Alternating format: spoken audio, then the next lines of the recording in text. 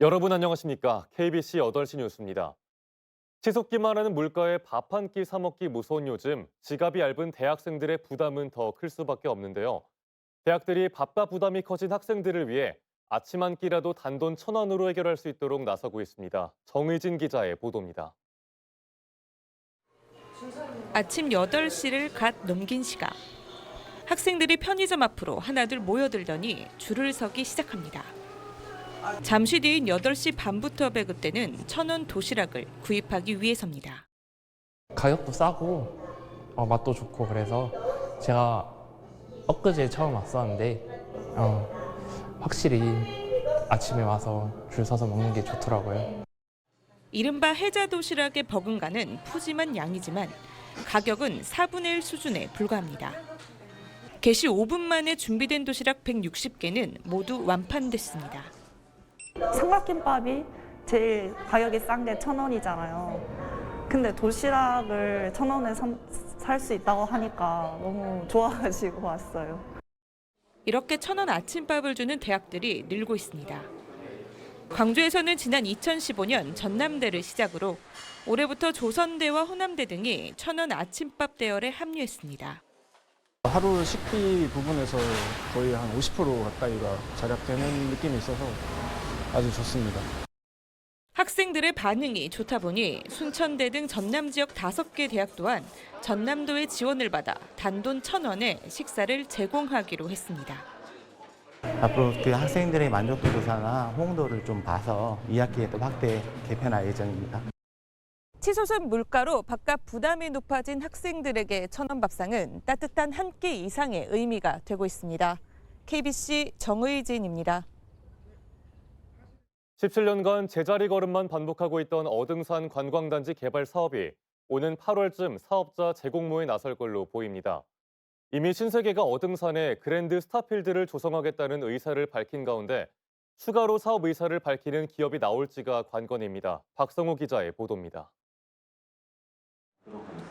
광주시가 지난해 12월 신세계 프라퍼티에서 제출한 어등산 관광단지 조성사업 제안서에 대해 본격적인 검토에 들어갔습니다. 검토 용역 수행자로 선정된 전남대 산학협력단은 오는 7월 26일까지 제안 내용이 적합한지 검토할 예정입니다. 앞서 신세계 프라퍼티는 어등산 관광단지의 그랜드 스타필드 광주와 숙박시설, 관광시설 등 연면적 53만 제곱미터 규모의 개발 사업을 제안했습니다.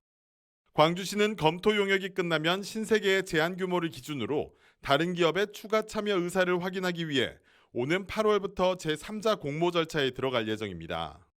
이제 8월 초쯤에는 아마 공모 절차에 착수하게 될 것 같습니다. 이제 그렇게 되면은 우선 협상 대상자 선정과 그런 협상 절차를 거쳐서 금년 말까지는 사업자가 선정될 것으로 추진 중에 있습니다. 건설회사가 우선 협상 대상자로 선정됐던 과거와 달리 쇼핑, 숙박 등 컨텐츠를 직접 채울 수 있는 유통회사가 사업 유치 의사를 밝히며 어등산 개발에 청신호가 켜졌다는 평가입니다. 다른 사업자의 참여 여부가 관건인데 사실상 신세계에 맞설 만한 국내 유통업체가 많지 않아 롯데의 움직임에 관심이 집중되고 있습니다. 저희도 좀 검토 중인 걸로 알고 있고요. 어등산 같은 경우는 저희가 사실 20년 전부터 봐왔던 길이거든요. 그러다 보니까 기본적인 데이터는 다 가지고 있고요. 다만 이게 사업성이 있냐 없냐죠. 오는 8월 관광단지 사업자 공모가 시작될 경우 이르면 올 연말쯤 우선 협상 대상자가 가려질 것으로 전망되는 가운데 17년 동안 멈춰있던 어등산 관광단지 개발이 민선 8기에서 끝맺음을 할지 기대가 커지고 있습니다. KBC 박성호입니다. 훔친 승용차를 타고 다니다 상가 건물을 들이받고 도망쳤던 10대 3명이 경찰에 붙잡혔습니다. 광주 서부경찰서는 지난 27일 광주 서구 화정동에서 주차돼 있던 벤츠 승용차를 훔친 뒤 무면허로 몰고 다니다 상가 건물로 돌진하는 사고를 내고 달아났던 중학생 10대 3명을 검거했습니다. 이들 10대 3명은 검거 당시에도 도난 신고된 또 다른 벤츠 차량을 타고 있었던 걸로 드러났습니다. 붙잡힌 10대 3명 중 2명은 형사처벌을 받지 않는 만 14살 미만의 촉법 소년으로 경찰은 추가 차량 절도 등 여죄나 공범이 있는지 조사 중입니다. 전남 지역 2023년 개별 공시지가가 전년보다 평균 5.90% 하락한 걸로 나타났습니다. 전라남도가 올해 1월 1일을 기준으로 조사한 537만 필지에 대한 개별 공시지가는 시군별로 목포시 6.88%, 무안군 6.84%, 영암군 6.71% 순으로 하락했습니다. 전남에서 개별 공시지가가 가장 높은 곳은 순천 연양동의 상업지역으로 1제곱미터당 423만 8천 원이고 최저지가는 영암읍 농덕리 토지로 1제곱미터당 171원입니다. 자세한 개별 공시지가는 전라남도와 시군 누리집에서 확인할 수 있으며 5월 30일까지 이의 신청이 가능합니다. 1991년 전남대에서 분신한 박승희 열사를 기리는 추모 공간이 개관했습니다. 박승희 정신 계승사업회는 오늘 전남대 동창회관에 마련된 박승희 기억공간에서 개관식을 가졌습니다. 박승희 기억공간엔 열사를 추모하는 예술작품과 기록물, 생전 유품과 추모 영상물들이 전시 공개됐습니다. 박승희 열사는 노태우 정권의 반민주, 반인권적 탄압에 항거해 1991년 4월 26일 전남대에서 분신했습니다. 2023년 흑산도 홍어축제가 코로나 이후 4년 만에 열립니다. 신안군은 오는 5월 5일과 6일 이틀간 흑산도 예리항에서 홍어축제를 개최해 홍어잡이 어선 풍어제와 흑산도 아가씨 노래자랑, 홍어해체쇼, 흑산홍어 깜짝 경매 등 관광객과 지역 주민이 함께 어울릴 수 있는 다양한 행사를 선보일 예정입니다.